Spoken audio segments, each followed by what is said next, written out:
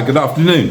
I thought I'd bring you a bit of an update on some of the publicity that you've seen last week from the press regarding possible changes in purchasing in Spain, especially the impact that that would have on non-EU, non-resident purchasers, i.e.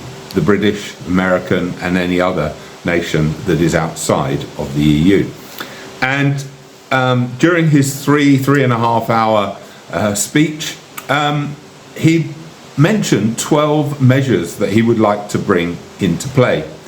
Now, the first thing to understand is that it was a very, very quick statement with no context. For example, he only dedicated just over a minute to the point that has got the biggest headlines, and that point was that he would be looking to increase taxes for purchasing property up to 100% of the value of the property. So if that bizarrely ever became law, what would that actually mean? What it would mean is that somebody who is non-EU wishing to purchase in Spain, say buying a property for 300,000 euros, would pay an additional tax of another 300,000 euros, which, when I actually say it, it just makes me realize how far-fetched and absurd that is. So, first of all, there's no context behind what he was proposing. Secondly, it was only a proposal. That means it's an idea. It's something he would like to put into place. But in order for it to ever become law or be put into place, there are quite a number of things that would have to happen. First of all, he would have to get it through Congress. Now, Sanchez has a minority government, so because that's all part of a coalition here, he is already getting extremely strong objections from, if you like, the other parties, basically the other opposition parties here in Spain. Secondly, I just want to cover how the government works here in this country. There are certain things that are decided at government level, and one of the taxes that you pay on a new build property is VAT. Okay, they call it IVA here. We know it as VAT. That is currently at 10% of the value of the property for a new build property. Should that be changed as a tax, that would have to come from central government. The second tax that is charged on property here that is not new build, but is actually a resale property, is a transfer tax.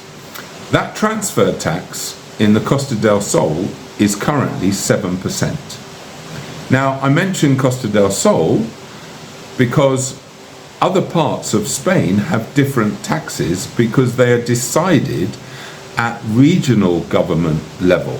For example, in Alicante, the transfer tax is 10%, not 7%. So, if that was to be increased, that would have to be agreed by the regional governments that are in place. And of course, regional governments that are operating along the coastline of southern Spain, they are very motivated to keep investors happy and to also realize that their whole future is tourism. So I can understand the concept behind Mr. Sanchez's proposal, and that is to try and combat some of the problems they're having here in locals being able to afford properties that are currently owned by people who are not even resident here and who are renting them out, either long-term or increasingly more popular here is short-term rentals. For example, Airbnb and various other companies. That problem exists all over Europe. It also exists in the UK, whereby property investment, buy-to-lets have actually increased the housing problems that we have in this country, especially for young people to be able to get on the property ladder. So this is not a unique problem. However, if you are purchasing something right now, there is no need to worry. This is not law. It's a long way off ever becoming law, if it ever did. And the lawyers that we have spoken to so far,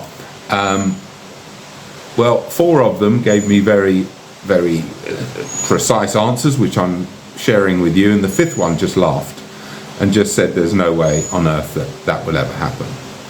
So I can understand there are concerns. However, that is not the only way in which you can purchase and live in Spain if you so wish. What we're touching on here is speculative investment in order to get a return from short-term rentals. That's what they're trying to dissuade. Having said that, the biggest purchasers of buy-to-let properties and short-term rental properties are actually other EU countries who are coming here to buy property. So if you want to live in Spain, you want to buy a property in Spain, there are a number of other ways in which you can do that. And the other thing I would say is that the Spanish system and the Spanish government here is actually very fair. And a good example of that is what they have actually done with the golden visa.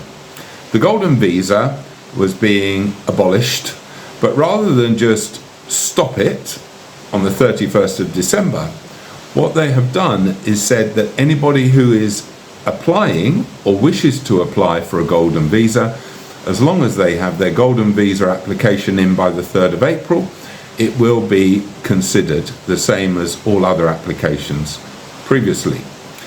It also means that you would be treated exactly the same as the law has always been on golden visas, and that you would be entitled to then renew into other forms of visa at the end of the golden visa, including obviously residency. So the reason I mention that is that the government's very fair. They don't tend to look at things retrospectively. They give a date, it's going to happen by then, and then get all your ducks in a row by then, and then everything changes on that date. So my message to you, if you are currently buying a property or looking to buy a property, you shouldn't be affected by this at all right now, because should anything change in the future, we do not believe that would be retrospective. That's the first thing. Second thing is, if you wish to reside in Spain, there are many other options for visas to be able to buy in order to live here, and also to work here. And the different ones, which we can put you in touch with our legal representatives who can give you more detail on this, but they're very simple. The golden visa I've already mentioned, that would be purchasing 500,000 euros worth of property, excluding taxes, in a sole name. Should you be a couple and you both wish to work and live in Spain under a golden visa, then you would have to double that to 1 million euros property investment. So that's the golden visa. What are the other visas that are actually in play? Well, one that is very popular is what they call the non-lucrative visa. And the non-lucrative visa is designed for people who financially can support themselves and can live in Spain, but not work in Spain. For example, retiring to Spain, that you can put in place healthcare, etc., etc., a number of other things that you need to comply with. So that's the non-lucrative visa. Next one is a self-employed work visa. And this is one whereby you wish to live and work in Spain. Okay, again, you can live in rented whilst you try to purchase a property, whilst gaining your residency. You don't have to own a property to apply for these visas. The next one is what's called a digital nomad visa. And this is whereby you are based in Spain, but you are teleworking or online working, not specifically working in the Spanish environment. And the other thing that it is that you are working with clients who are based in other economic jurisdictions. and that you can work with Spanish clients, but they must not exceed more than 20% of your business. So that's the digital nomad visa. And there's one other one which is quite interesting, and that is a family card. And a family card is whereby your partner or spouse is from an EU country, and you are an American citizen, UK citizen, or non-EU citizen, whereby if you both wish to live and work in Spain, you can apply for a family card. Okay, so basically you are joining your spouse as an EU citizen into a family card based here in Spain. There are lots of answers to questions I'm sure that you would like to have regarding all the visa options, all the property options. We're here to help. At Proceed to Spain, we do what it says on the tin, and that is we help you to proceed to Spain if that is your goal. We look forward to hearing from you if we can help you any further with any advice, information, or property listings within your chosen budget.